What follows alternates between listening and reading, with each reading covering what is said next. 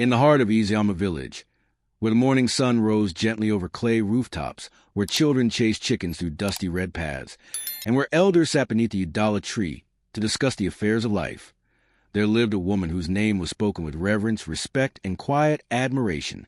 Her name was Mama Ozioma. Time had curved her back, softened her voice, and painted her hair the color of moonlight. But her heart, that heart, remained young, kind, and as warm as the fire she used to cook for strangers and neighbors alike.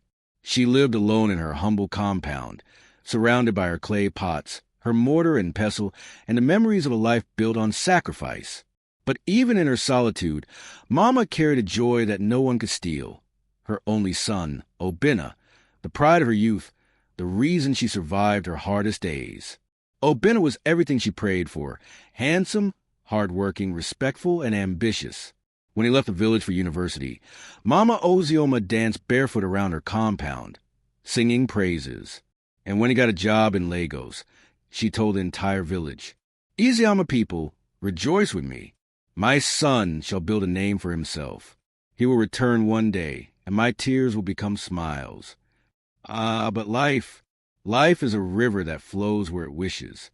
Years later, Obinna returned, not with wealth, but with a wife, a woman from the city, a woman whose presence alone shook the calm air of Izayama. Her name, Chiamaka. She was beautiful, yes. Her skin glowed like she bathed in honey. Her hair was long and straight, like silk.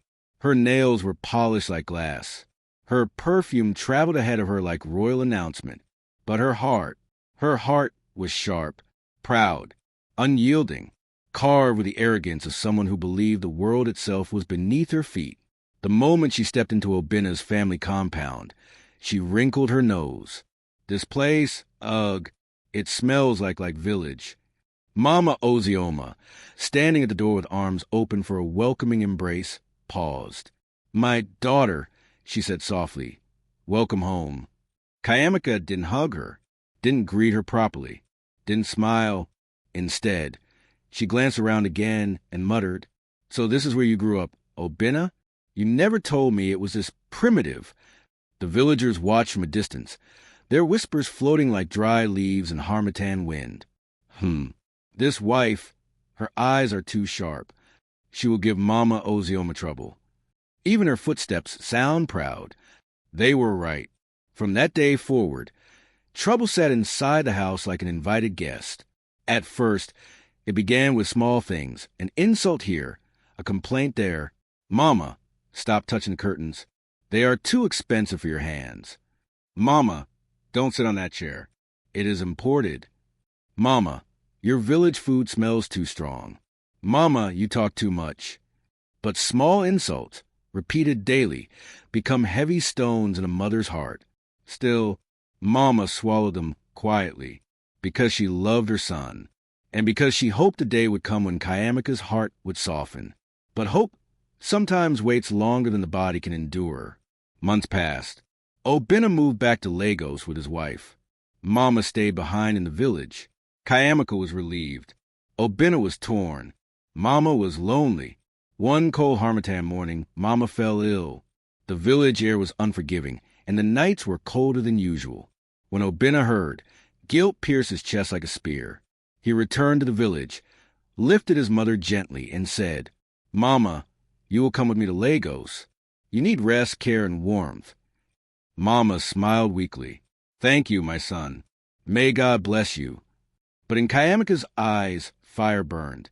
The day Mama arrived in Lagos, Chiamaka forced a smile that didn't reach her eyes. To outsiders, she looked like a supportive wife. But behind closed doors, her true colors emerged boldly. The house in Lagos was modern, spacious, and decorated like a magazine cover. Marble floors, shining chandeliers, rich curtains, and spotless walls. It was a temple of Chiamaka's pride. "Mama," she said on the first day, "please don't touch too many things here. Lagos is different from the village." Mama nodded quietly. She didn't want trouble. But trouble doesn't need an invitation. It finds those who are soft, those who are humble, those who walk with kindness. There was another presence in that house. A girl named Amara, the maid, young, quiet, soft-spoken, a shadow in the background, but with eyes that observed everything. She saw the way Chiamaka snatched things out of Mama's hands. She heard the way Chiamaka shouted at her in the kitchen. She watched how Mama endured insults silently, tears hidden in her eyes. And Amara, knew something terrible was brewing. One morning, Mama walked slowly into the kitchen, leaning gently on the counter. "My daughter," she said to Amara, smiling gently, "could you help me make a small cup of tea? My bones are cold." Amara nodded quickly. "Of course, Mama. Let me boil the water." But before the kettle even touched the stove, Chiamaka entered. Her eyes narrowed. "For who are you making tea?" "For Mama," Amara replied softly. Chiamaka scoffed. "So she cannot make tea for herself? Must she disturb everyone?" Mama bowed her head. "I only ask because—" "Because what?" Chiamaka snapped. "You want to control my house? You want my husband to pity you more than me?" "MBA, my daughter," Mama whispered. You only what? Only think you can compete with me?" Amara stepped back, something icy crawling up her spine. She felt danger rising in the air. Then, in one swift moment, one moment that would change everything, Chiamaka grabbed the kettle. The steam rose like an angry spirit. The metal hissed under her grip. Her eyes were wild. "You want tea? Let me give you tea." "Mama, move!" Amara shouted, but it was too late. The boiling water splashed. Mama screamed, a scream that tore through the walls, through Amara's heart, through the entire foundation of the home. She collapsed, gripping her burning leg, tears streaming down her face. Chiamaka stood frozen, breathing fast, her anger fading but her pride refusing to bend. "She provoked me," she shouted. "She wants to use pity to control my husband. She is pretending." But something else happened in that exact moment. Something Chiamaka did not expect, did not see, did not sense. Amara had recorded everything on her phone. The splash, the scream, the insults, the boiling water, the truth. And that recording would soon set fire to the entire household and expose Chiamaka in a way she never dreamed. Because the village, Lagos, and even Obinna would soon know exactly what she had done. The scream that came from Mama Ozioma's throat echoed through every corner of the house. It wasn't the scream of a woman who merely felt pain. It was a cry of betrayal, the cry of a heart wounded in a way no medicine could cure. "Ah, my leg, Chukwumo." Amara froze for a heartbeat, then rushed to Mama's side. Her hands trembled as she lifted the woman's wrapper and saw the blistered, reddening skin. "Jesus, Mama, your skin is burning." Mama sobbed, gripping Amara's arms, her breath shaking like the wings of a dying bird. "My daughter, help me." But before Amara could even reach for cold water, Chiamaka shouted, "Don't touch her. Leave her there. She likes pretending. Let Obinna come and meet his mother crying on the floor like a child." Her words sliced the air like the blade of a machete. Amara's eyes widened. "Madam," hot water burned her skin. "She needs help." Chiamaka folded her arms. "And so?" "She asked for tea. I gave her tea." Her voice carried no regret, no fear, no compassion, only pride and a dangerous kind of arrogance. But there was something else in that kitchen, something neither woman noticed. The phone in Amara's pocket, still recording quietly. The news of Mama's injury spread through the building like wildfire. The neighbors, mostly families from other parts of Nigeria, heard her scream, heard the shouting, heard the commotion. Soon whispers began. What happened to Obinna's mother? "I heard she was burned with hot water." "By who?" Who else?" "The wife." "Chai, women of nowadays." By evening, the entire compound had become a sea of murmurs. Women gathered in corners, covering their mouths. Men shook their heads in disappointment. Children watched from afar with wide, curious eyes. But inside the apartment, the real storm was building. When Obinna returned from work, He found Amara sitting outside the apartment door, her face pale and swollen from crying. Tears? Amara, what is it? He asked, dropping his laptop bag instantly. Amara didn't speak. She just looked at him with an expression he had never seen in her eyes before, fear mixed with anger. Madam poured hot water on Mama. Obinna's chest tightened. What? She poured hot tea on Mama on purpose. Obinna pushed past her and ran inside. He found Mama lying weakly on the sofa, her leg wrapped in a wet towel, her breath trembling. Mama, he shouted, kneeling beside her. Mama, what happened? Who did this to you? Talk to me. Mama shook her head slowly. My son, leave it. Leave it? Leave it? Mama, your skin is burned. No, my son. I don't want trouble. But her voice broke. Her hands trembled. Tears slipped from her weary eyes. Obinna turned toward the hallway, just as Chiamaka emerged with her arms crossed. Oh, you're back, she said sharply. Before you start shouting, let me tell you, your mother is lying. She's pretending, as usual. Pretending? Obinna's voice dropped, deep and dangerous. Yes, she snapped. She is always in the kitchen, always touching things, always disturbing. And today, she grabbed the kettle and spilled it on herself. Mama gasped. That is not what happened. Silence. Chiamaka barked at her. Don't lie. Obinna stood slowly. His eyes darkened. His jaw clenched hard. Chiamaka, he said in a tone she had never heard from before, did you pour hot water on my mother? Chiamaka didn't blink. She didn't flinch. She didn't soften. Yes. And so, the room fell silent. Even the walls seemed to shudder at her words. You are lucky I didn't pour it on her face, she added. Maybe next time she will respect boundaries. Obinna took a step forward. You poured boiling water on my mother because of boundaries? Chiamaka rolled her eyes. Don't overreact. The burn isn't that bad. Mama's skin is blistering. Obinna shouted. So? She should stay out of my kitchen. Amara stepped back. She had seen volcanoes erupt in Nollywood movies, but they were nothing like the fire she saw in Obinna's eyes. He moved toward Chiamaka. If anything happens to my mother, he growled, I swear you will regret it. Is that a threat? She snapped. It is a promise, he said.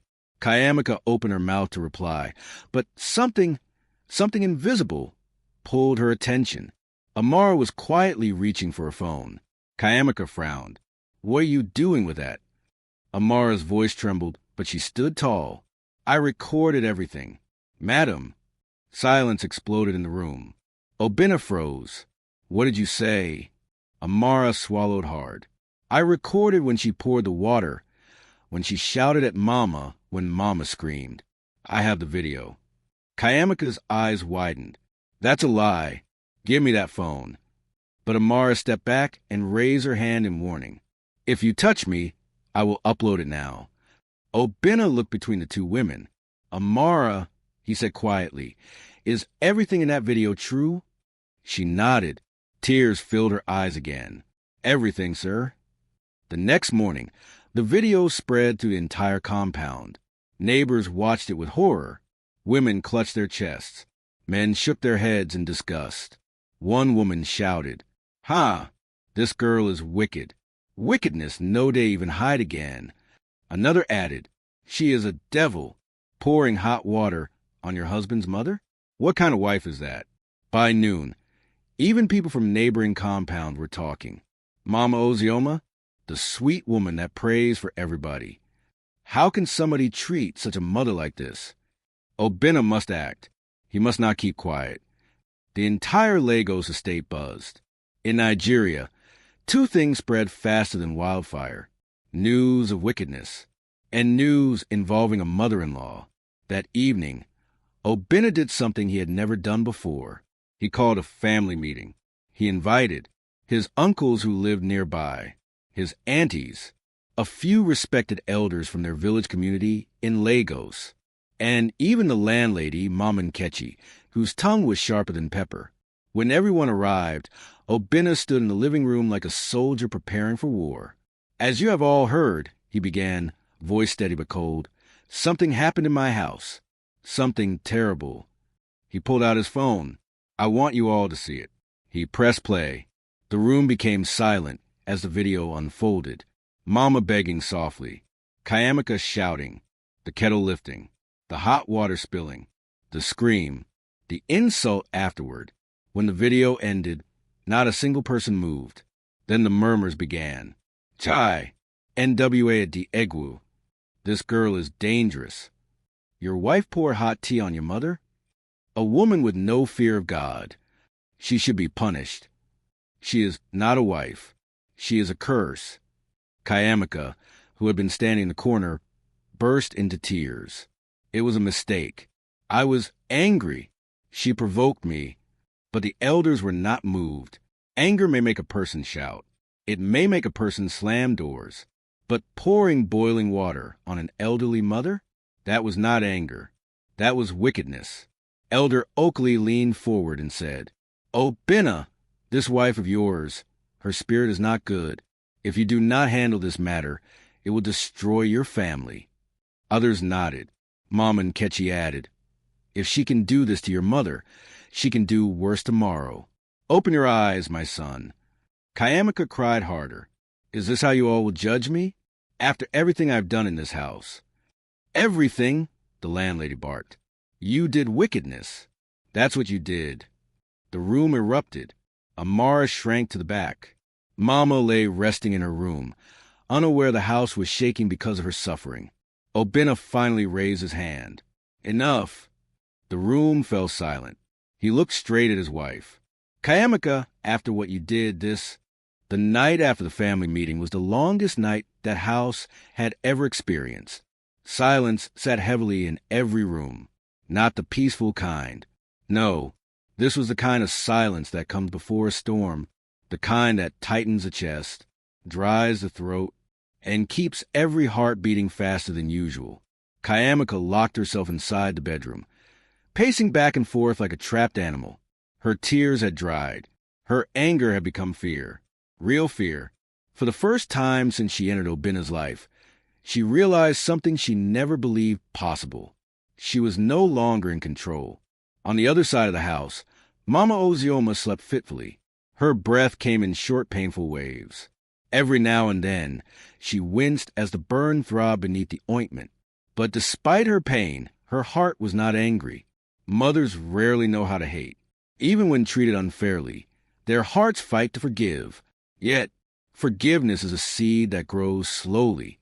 And tonight, the soil was too dry for it. At dawn, when the sky was still painted with soft shades of blue and gray, Obinna sat alone in the living room. His elbows were on his knees, his hands clasped tightly together, his eyes red and sleepless. He wasn't just thinking about the burn on his mother's leg. He wasn't just thinking about the video that exposed the truth. He was thinking about his future, his marriage, his home, the woman he loved, and the mother who raised him from the dust. How did things get this bad? He whispered to himself. He closed his eyes. Images flooded his mind. Mama carrying him on her back to school. Mama selling vegetables under the sun so he could afford books. Mama praying for him every single night. Mama dancing when he secured his first job in Lagos. Mama crying with joy at his wedding. How did that same woman, that same pillar of love, end up burned on the kitchen floor? His chest tightened. A quiet voice broke the silence. Obinna? He turned. It was Uncle Kalechi, one of the elders who attended last night's meeting. He had returned early, knowing the matter was too serious to leave unresolved. Obinna, the elder repeated gently, you were raised better than this. You know what must be done. Obinna swallowed hard. Uncle, I don't want to break my home. The elder nodded slowly. No man gets married to destroy his home. The home without peace is already broken. Obinna exhaled shakily. A few minutes later, the front door opened again. One by one, the same people from last night returned. Auntie Amara, Elder Okonkwo, the landlady Mama Nkechi, two neighbors who witnessed the aftermath, and even Pastor Jude from the nearby church. They all gathered in the living room. Everyone except Chiamaka. And when people gather, when elders sit down, when the air becomes heavy, a judgment is about to be made. Around 9 a.m., Chiamaka finally stepped out of the bedroom. Her eyes were swollen, her hair messy, her steps hesitant. She entered the living room and froze. Everyone was seated, waiting, watching. Her stomach dropped. "What is this?" she muttered. "Another meeting?" No one answered. Elder Okonkwo raised the staff and struck the floor twice. Tum, tum, a sign that the meeting had officially begun. "My children," the elder began, his deep voice shaking the air, "we have gathered again because what happened in this house is not a small issue. It is not a matter to sweep under the bed. It deserves clear judgment." Chiamaka shifted uncomfortably. "Must all of you judge me like criminals judge thieves?" The landlady hissed loudly. "So you still have mouth to talk? Look at shamelessness, standing like a pillar." Pastor Jude gently raised his hand. "My daughter, humility opens a door to forgiveness. Pride locks it." Chiamaka swallowed hard. Obinna stood up. "Chiamaka," he said quietly, "please sit." She looked at him, the man she loved, the man who defended her 1,000 times, the man she believed would never raise his voice at her. He now looked at her like a stranger. She sat slowly. Then Elder Okonkwo spoke again. "My daughter," he said, "we will ask you questions. Do you accept that you poured hot water on your mother-in-law?" Chiamaka opened her lips, closed them, opened them again. "Yes," she whispered. "But—" but Mama Nkechi snapped. "You poured boiling water on somebody's mother, on the woman who gave birth to your husband. What kind of human being does that?" Tears filled Chiamaka's eyes. "She provoked me. She keeps acting like a queen in this house." "Queen," Annie Amara shouted. "She is your husband's mother. If she becomes queen in his house, what is your own?" The words hit Chiamaka like stones. But the worst was yet to come. Obinna reached into his pocket and played the video again. This time, he held the phone out so that she could see it clearly. Her own voice filled the room. "So you want tea? Let me give you tea. I should pour on your face. Stay out of my kitchen." She likes pretending. Her own face twisted with anger, her hand lifting the kettle, the water splashing, the scream echoing. The room grew silent, painfully silent. Chiamaka covered her mouth with trembling hands. Pastor Jude closed his eyes in disbelief. The landlady shook her head. Uncle Kalechi sighed deeply. Then Obinna said the word she feared the most. "Chiamaka, you've wronged not just my mother, but my entire family."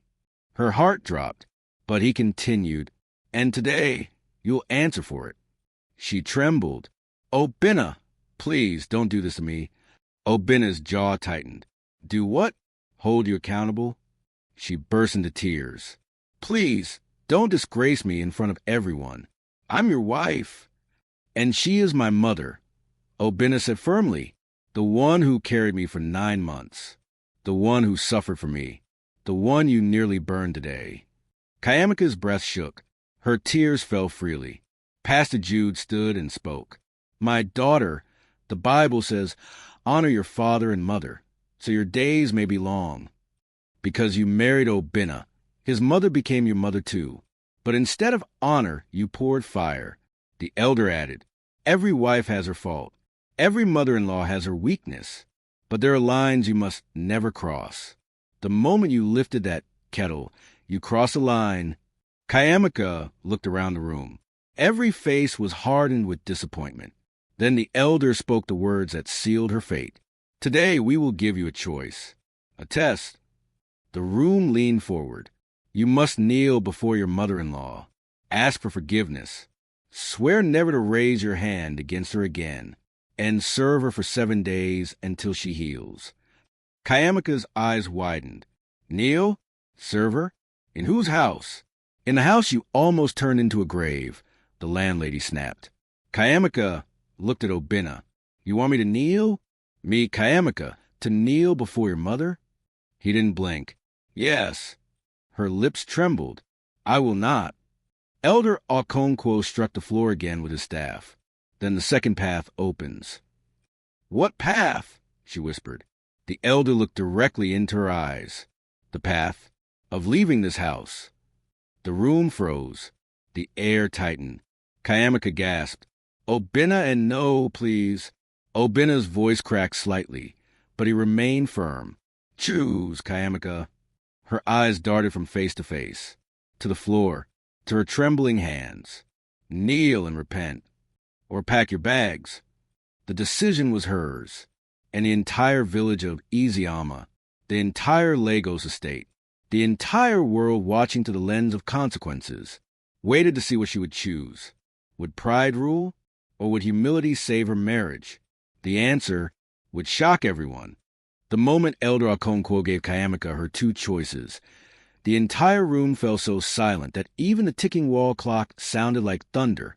Chiamaka stood there, trembling, her fingers twisting nervously, her breath shaky like a thin leaf caught in a storm.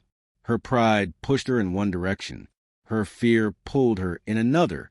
But above all, something else held her frozen in place. The eyes watching her, the truth surrounding her, the consequences waiting for her answer. Obinna stood tall before her, not shouting, not angry, but carrying the heavy calm of a man deeply wounded. His silence spoke louder than any word he could ever utter. After a long moment, the elder repeated, Daughter, choose. Kneel or leave. Chiamaka's heart pounded so loudly she could hear it beating inside her ears. How did it come to this? She whispered to herself. Chiamaka, being judged like a criminal? Her eyes slowly lifted toward the hallway.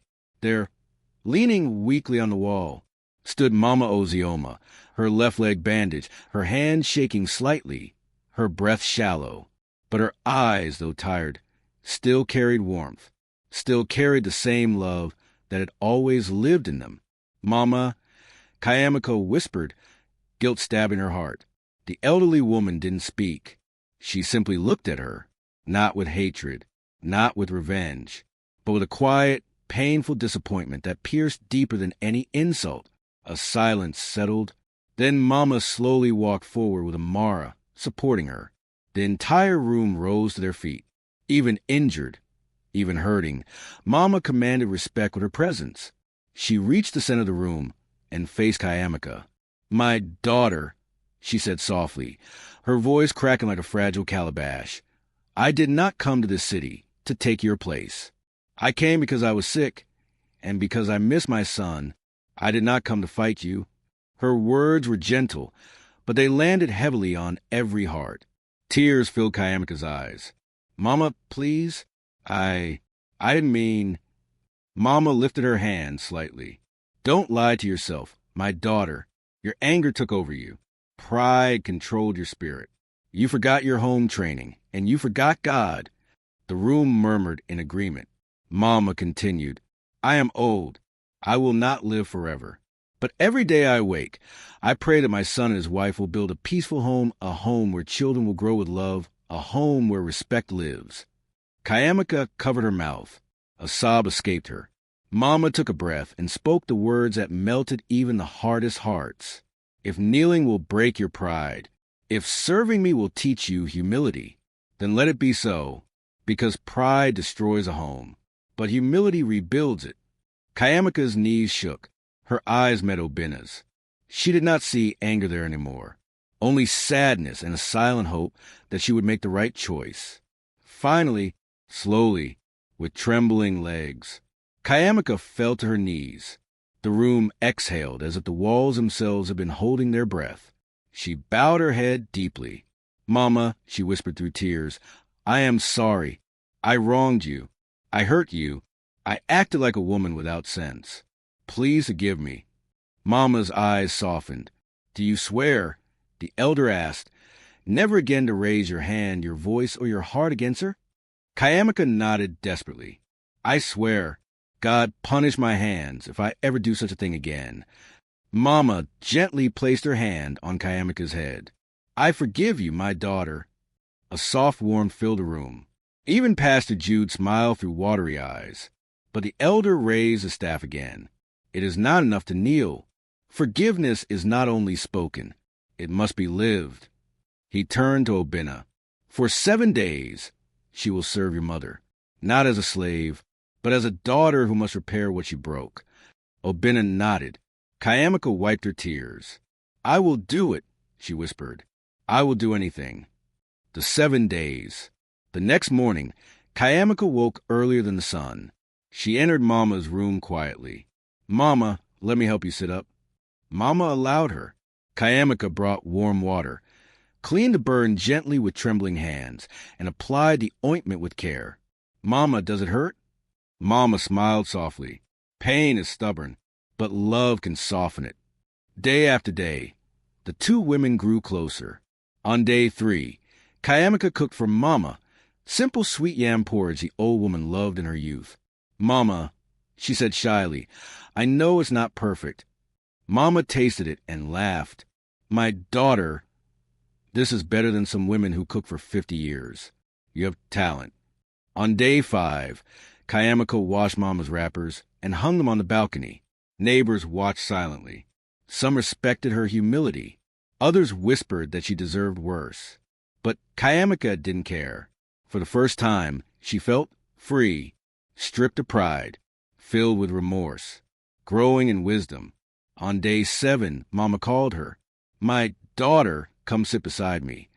Chiamaka sat. Mama held her hand gently. What you did was wrong. But what you are doing now, this humility, this repentance, is right. Tears filled Chiamaka's eyes again. I was jealous, Mama. I thought you were taking my place in Obinna's heart.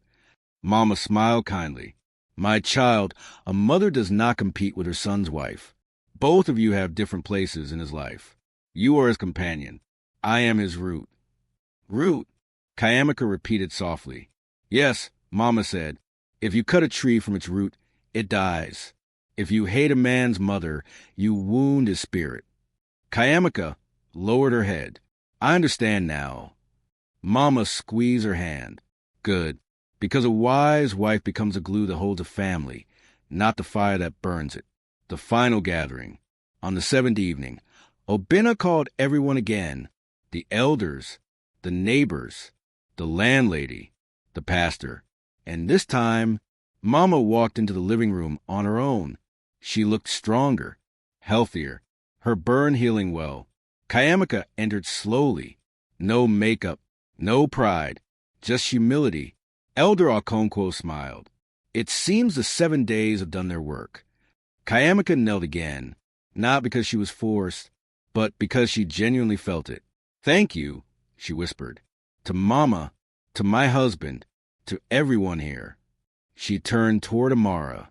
And to you, Amara, for saving Mama's life. I am grateful.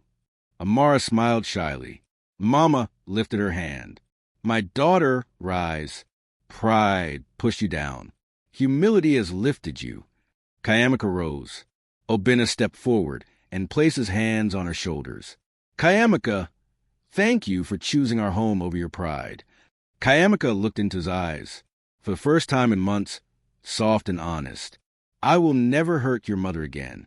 I will guard this home. I will be better. Mama smiled, and the elder gave the final verdict.